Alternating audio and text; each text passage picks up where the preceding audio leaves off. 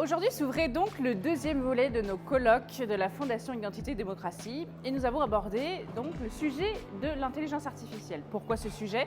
En effet, nous sommes dans la prospective mais pas si éloignés finalement de notre quotidien même actuel. Il faut donc répondre à cela, nous en tant que politiques, nous préparer mentalement, nous armer politiquement, juridiquement et éthiquement. Car évidemment, tous ces aspects sont soulevés par la question de l'intelligence artificielle dans nos vies. Paradoxalement, contrairement à ce que l'opinion pouvait penser, c'est chez vous qu'on réfléchit le plus à l'intelligence artificielle, ce qui trouble d'ailleurs beaucoup les journalistes qui s'attendaient à ce que vous éludiez ce débat. C'est en réalité le contraire.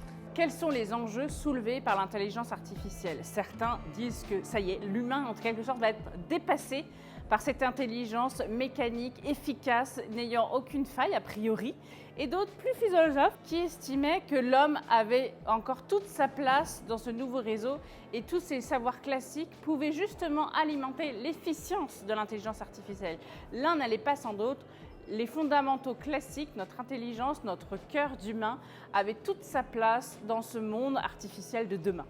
Nous sommes pris entre Charybde et Scylla. Charybde, c'est la perspective de se voir écrasé par ceux qui nous distanceraient dans la course technologique. C'est le risque externe.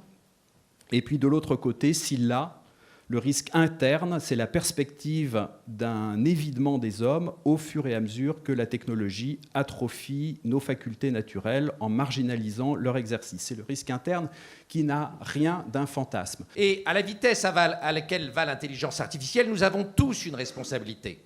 Nous n'avons pas le choix, que ce soit à l'échelle individuelle ou collective, à l'échelle de la nation comme à l'échelle de l'entreprise, nous devons rentrer dans ce monde de l'intelligence artificielle, de manière à être le plus vite complémentaire de l'intelligence artificielle et pour en être le maître, au lieu d'en être l'esclave, au lieu d'en être dépassé.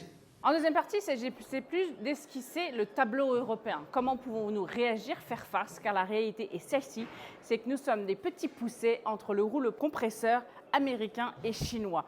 Pouvons-nous exister? Comment exister? Nous devons construire un système juridique fort, c'est-à-dire ne pas brider l'innovation, mais évidemment garder notre éthique, notre voie personnelle, notre voie européenne, où nous ne devons pas juste devenir des données numériques et juste des éléments dans des tableurs Excel, mais nous avons notre propre individualité, notre propre morale et des codes à justifier et à créer même, car à dire vrai, même l'intelligence artificielle n'a pas de vraie définition juridique. Pour être un géant de l'intelligence artificielle, il faut être avant tout un géant de la donnée. Et pour être un géant, il faut aussi avoir des règles de concurrence qui favorisent notre propre écosystème. Et aujourd'hui, il faut le dire, ce qui nous freine, ce sont les règles de concurrence de l'Union européenne, qui sont un véritable frein au développement de ces GAFAM européens qui nous manquent aujourd'hui et que nous appelons tous de nos voeux. Digital sovereignty means nothing if you don't have technological sovereignty, and Europe doesn't have that. And if we don't address that, and I mean in a realistic way, then we are going to lose this war. There is just absolutely no question about it. Remember, referees do not win football matches. Le cloud souverain est en train de devenir une réalité en Europe sur le plan technique et des solutions sont en train d'émerger. Je pense en effet à Microsoft avec Capgemini, le partenariat avec Capgemini et Orange. Ça, c'est pour des clouds nationaux au sein même des États membres, mais aussi au niveau européen, et ça vient d'être signé avec la Commission européenne, un accord vient d'être signé avec la Commission, avec Oracle, la société Oracle. Pour mettre nos données en silo, je pense que ça vaut le coup d'adopter une approche pragmatique. Are we ready as European politicians for this revolution? No, we are not. The worst mistake, however, would be to transform this unpreparedness for the revolution into a constitutive identity element of our political proposal. Mais ce que nous réclamons, ça n'est pas de faire monter l'innovation française et européenne par les fonds d'investissement seulement, par la subvention seulement, mais principalement par la commande. C'est comme ça que les nations américaines, chinoises et russes, disons les choses, et toutes celles qui veulent travailler à une forme d'indépendance, C'est comme ça qu'elles sont devenues ce qu'elles sont. C'est parce que voilà, tout devrait être nourri par la commande et l'Union européenne nous bloque beaucoup. Enfin, nous avons pu étudier le cas très particulier de l'Estonie, petit pays européen par sa géographie, mais qui est en même temps un des leaders mondiaux dans l'intelligence artificielle et l'innovation numérique.